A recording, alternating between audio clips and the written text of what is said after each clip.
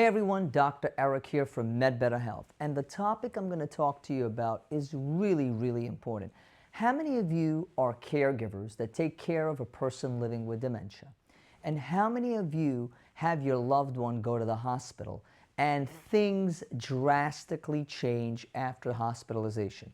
What I'm going to tell you today is going to be super important and sometimes the difference between life and death. Are you ready? Come on with me. So, why dementia care gets harder after a hospital stay.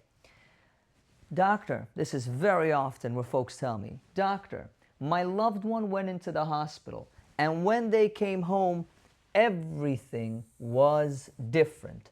They are refusing care, they aren't sleeping, they weren't like this before. So, let's unpack this together. The expectation very often is that we're coming into the hospital, there's a problem, the problem is fixed, and now things are going to go back to how they used to be. This is not the reality. Very often the reality for a person living with dementia and their caregiver looks like this, right?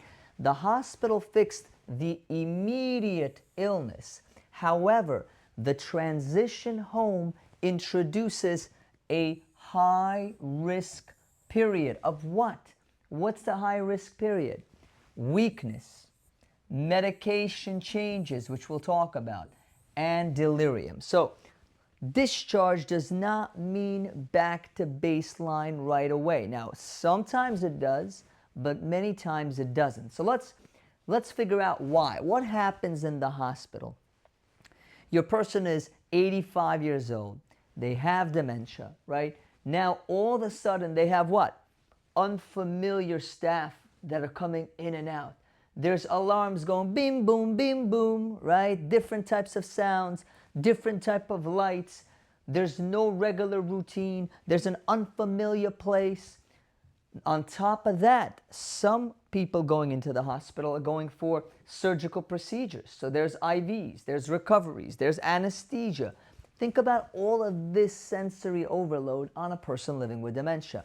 On top of that, I remember when I was a resident physician, right, New York Methodist Hospital, and it will be 3 o'clock and we need to do something called an ABG, an arterial blood gas. And you know what I mean? You got to do what you got to do. You're coming in, but it's 3 a.m. in the morning and the person is sleeping and you have to stick a needle inside their arm, right, inside their artery, not vein, a very painful procedure at 3 a.m. What do you think happens? Sleep disruption.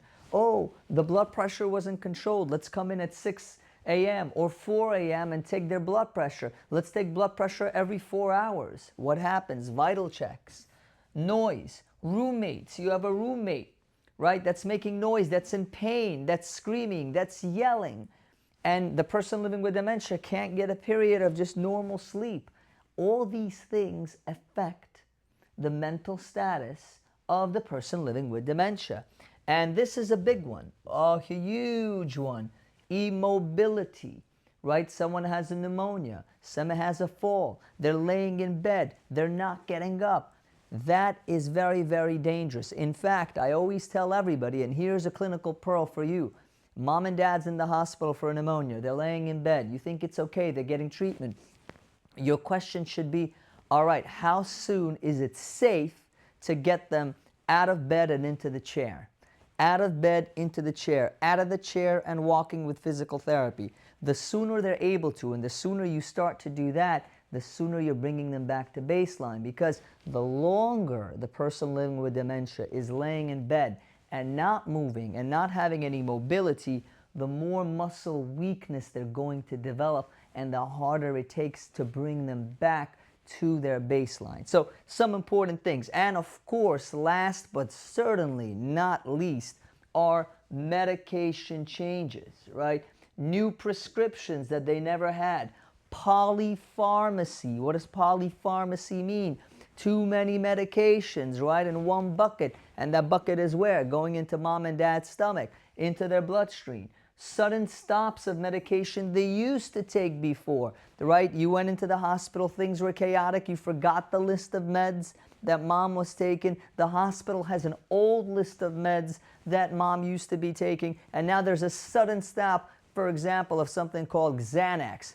Huge thing. You're not allowed to abruptly stop. Now, obviously, your mom or dad, if they're older or they have dementia, Xanax should really be evaluated by your doctor, but that's a different story. Okay, medically stable versus functionally stable. Two different things. Mom could have a UTI with antibiotics and everything was treated medically, no more infection. But functionally now, there's a change, right? So above the surface, they're cleared for discharge.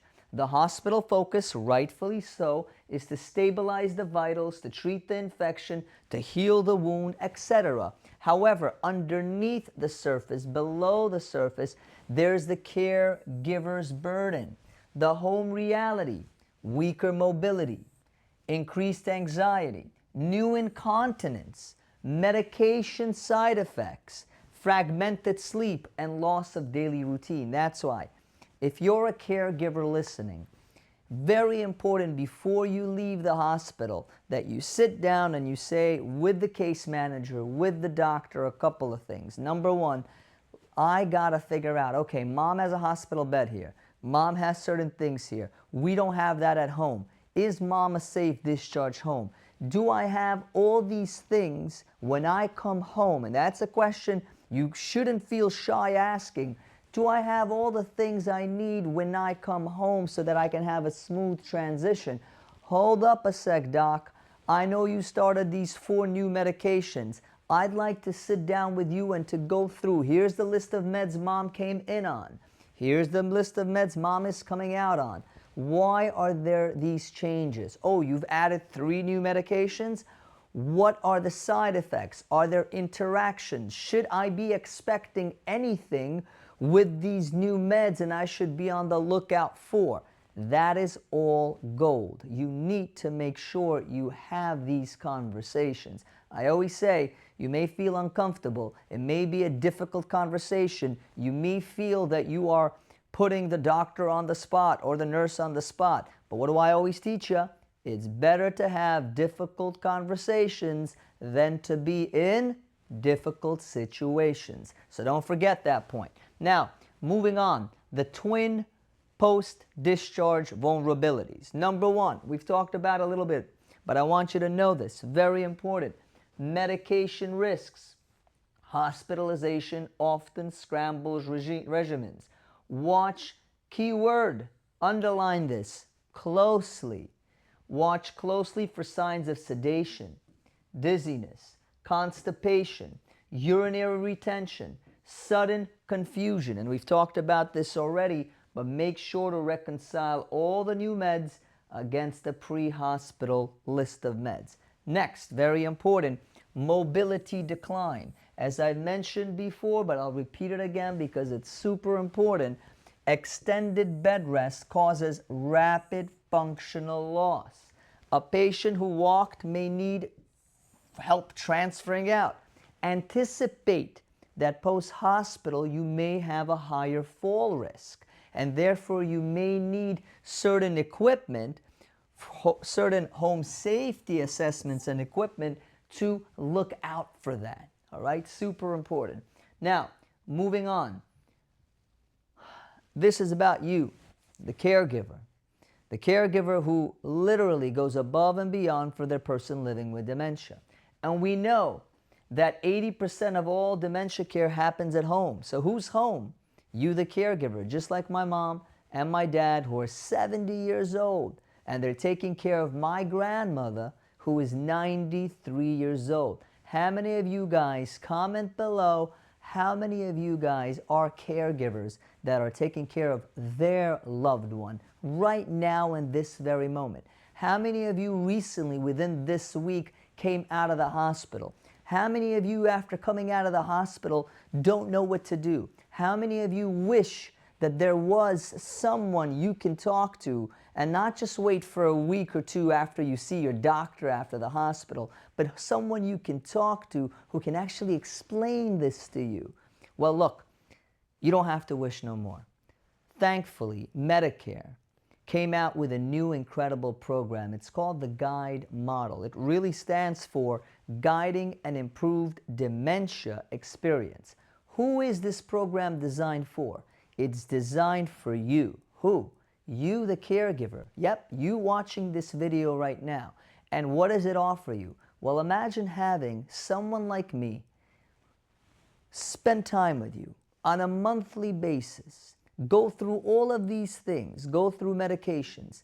Imagine at 11 p.m. when mom is acting a little off after the hospital and you don't know who to call, you have a helpline phone number that you can call and get help. Or, here's better, imagine if after the hospital you've got all these changes that I'm talking about and you are overwhelmed and a Medicare program would say, Samantha, don't worry about it. We're going to send someone to your home. They're going to be in your home for 4 to 5 days with you, with mom, to give you some relief, and we, Medicare, will pay for it. Well, you don't have to imagine that anymore, because here at MedBetter Health, we have been selected by Medicare to participate in this new incredible program. Now, if you're interested in this program, I want you to take a look up right here. There's going to be a link. You're also going to see a QR code, and also in the description below, there's going to be our website that you can go, sign up, and we'll reach out to you and help you get started. Now, before we close out for the day, there's 19.6 billion hours of unpaid caregiver time that's provided annually. And 18 to 28% of dementia patients are readmitted to the hospital, close to 30% within 30 days, right? You have to relive that deja vu over and over again. So if you feel overwhelmed after a discharge, you are not failing. It's not you. What's happening is you are just unsupported in a highly complex medical transition, and that's where the guide model comes in. Okay, now I want to give you, this is very important, I want to give you Dr. Erik's top 5 post-hospital questions to ask. You ready for this? Super important. Number 1, are they back to baseline? Are they thinking the way they used to think? Are they eating like they used to eat? Are they walking like they did before? That's number 1. Number 2, could this be delirium? If they're not, they're baseline. Could this be delirium? And if you're interested in learning about what is delirium, got an incredible video. If you click here and you're on YouTube, you can see our video where I go into the difference of dementia versus delirium. Next, super important. That's why it's the middle. It's the glue that holds everything together. What medications changed? What was started? What was stopped? What was adjusted? Right? What did we miss? What side effects with these new meds? Let me look it up. Let me speak to the doctor. And hey, what physical function was lost? Can they safely transfer and use the bathroom? Can they get up? Can they use their hand to feed themselves? Right? Super important question to ask. And last but certainly not least, as I always say, if you're in an airplane and there's turbulence and the masks are going to fall down, what does the flight attendant tell you when you have your child with you? The flight attendant says, ladies and gentlemen, we're going through some turbulence. The masks are going to fall down with the oxygen. Please first put the oxygen mask on who? On yourself, the caregiver, and then you put it on your child. Because if you don't put it on yourself and you're not taking care of yourself, you won't be able to take care of your child. Same thing here, right? What support does the caregiver need? What equipment do you need? Who do you need to come home and give you home health, right, in the transition?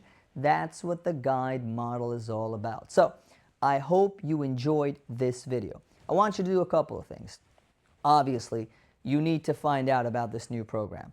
The link again is right over here, QR code, and we also have the link in the description. Next thing, if you found value in this video, I want you to like. I want you to subscribe. And most importantly, what do? We do well when we give to others. I want you, it doesn't cost you anything. I want you to share this video. If you're on LinkedIn, if you're on TikTok, Wherever you're at, I want you to click the share button so other caregivers like you can get the value of this video. My name is Dr. Erik from MedBetter Health, and I'll see you on the next video.